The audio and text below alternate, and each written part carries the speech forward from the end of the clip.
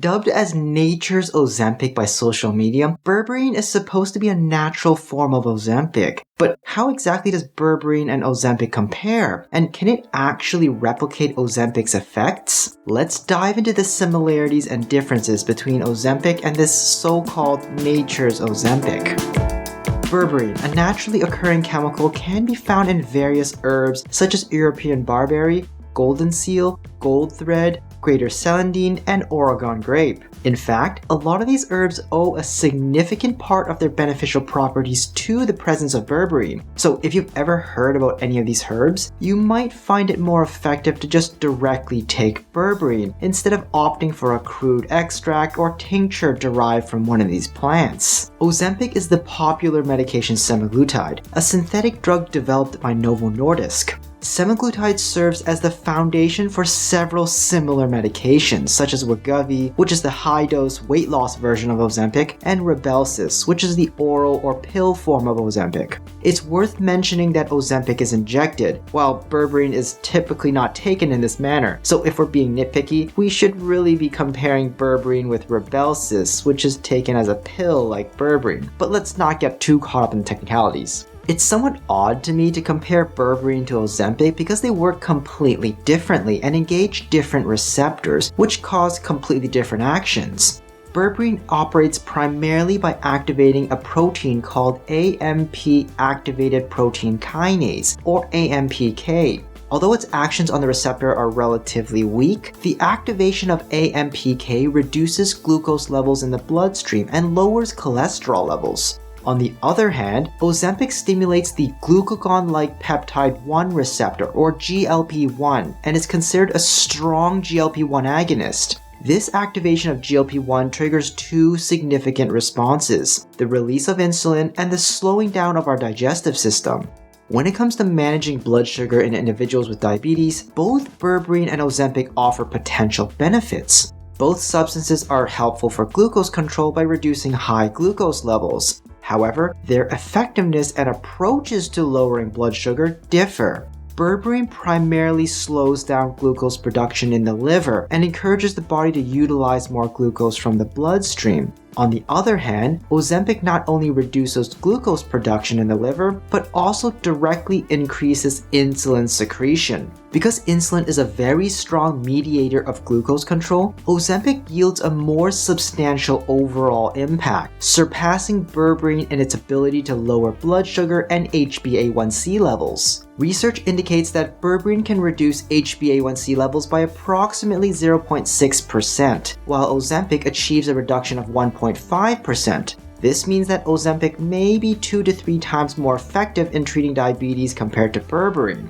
Nevertheless, it's worth noting that berberine's performance is commendable, considering it's an over-the-counter supplement and costs around $20 to $30 a month. In contrast, Ozempic requires a doctor's prescription and can cost close to $1,000 per month without insurance coverage. So when it comes to blood sugar control, berberine does hold its own, considering the cost effectiveness and availability, making it a potentially natural version of Ozempic for diabetics. When it comes to weight loss, however, the certainty of berberine's effects on weight are far less established. Berberine mainly focuses on reducing blood sugar levels, which in turn helps to reduce fat production associated with high blood sugar. Additionally, it has some anti-inflammatory properties. However, these effects are considered indirect when it comes to weight loss, as they don't directly impact calorie intake or expenditure. As a result, berberine's effect on weight loss may be limited, especially since it doesn't have much effect on appetite.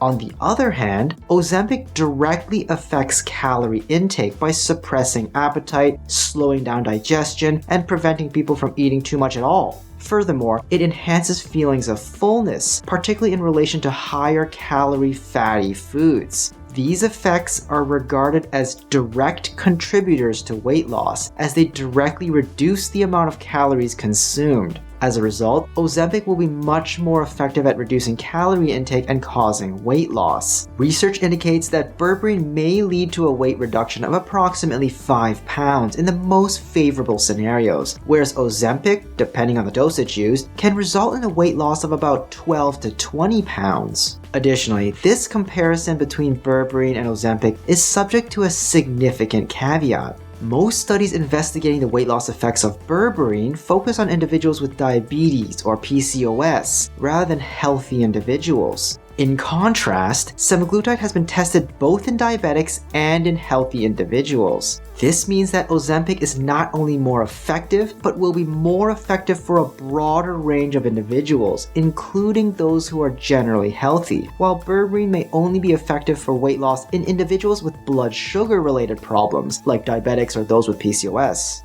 So is the term nature's Ozempic an accurate description? Not quite, but my assessment is primarily based on how these substances function and their sources, rather than a direct comparison of their effectiveness. It's expected that the natural form of any drug would be weaker and less potent than its purified synthetic counterpart. However, berberine and Ozempic operate differently and are not structurally similar compounds. And while both are sometimes used for blood sugar control in diabetics, berberine is unlikely to aid in weight loss for your average healthy individual. Now, there have been some studies suggesting that berberine might have an impact on GLP-1 and potentially act as a GLP-1 agonist. This has led to speculation that berberine could mimic the effects of Ozempic, which is a GLP-1 agonist itself. However, all these studies have been conducted on lab animals and cells in petri dishes, not humans. Therefore, we lack any evidence to support the notion that berberine actually affects GLP-1 levels in the human body.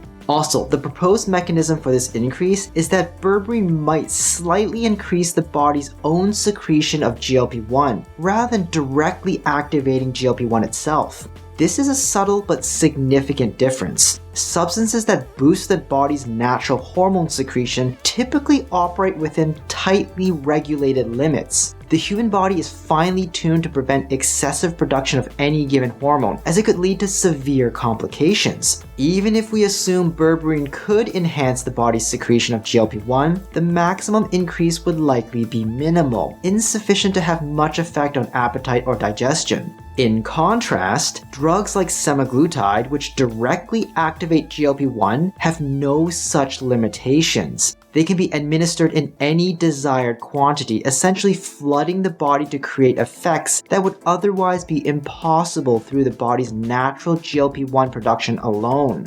So the speculation that berberine could somehow replicate the effects of Ozempic as a natural alternative is not true.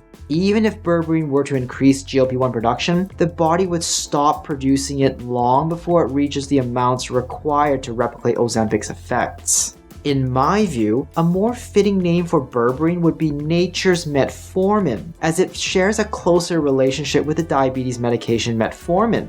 Both berberine and metformin operate in similar ways, as activators of AMPK, offering comparable health benefits. However, metformin is a more potent AMPK activator. Numerous studies have compared the effects of berberine and metformin on blood sugar control in diabetics and found them to be quite similar. However, metformin appears to have a significantly greater impact on HbA1c, a long-term measurement of blood sugar control. This suggests that while both berberine and metformin may have similar short-term benefits on blood sugar, metformin likely proves more effective in the long-term management and treatment of diabetes. Regarding weight loss effects, both substances are quite similar and primarily help individuals with diabetes in shedding some weight. However, when it comes to cholesterol control, berberine seems to hold an advantage over metformin. The majority of evidence suggests that berberine is better at lowering cholesterol levels compared to metformin.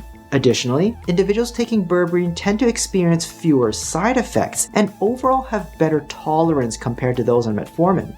You may wonder why doctors don't simply recommend berberine for diabetics instead of metformin. There are indeed several valid reasons for this, and I talk about this as well as have a more comprehensive comparison between berberine and metformin in another video, which I'll link down below in the description. Ultimately, whether berberine can be considered nature's Ozempic largely depends on your expectations and goals for taking berberine. If your intention is to lose weight, particularly with the hopes of achieving similar effectiveness to Ozempic, you'll probably be disappointed. Ozempic far surpasses berberine in its ability to suppress appetite and induce weight loss. Even for diabetics, the weight loss achieved with berberine is likely to be minimal compared to Ozempic. Keep in mind that Berberine and Ozempic function in completely different ways, despite both potentially being helpful for diabetics, which is why I find comparing both of them to be somewhat strange. However, if you're a diabetic seeking assistance with blood sugar control, Berberine is a potential natural alternative, and perhaps using the term nature's Ozempic in this case would be more appropriate. So while Berberine may have its benefits, expecting it to replicate Ozempic or serve as some sort of substitute, particularly for weight loss, will likely lead to disappointment. Hi, I'm Dr. Brian Young. What are your experiences with Berberine? Let me know in the comments down below. Subscribe and hit the notification bell to stay up to date. And if you found it informative, please leave me a like and share this video with someone you know can use the info.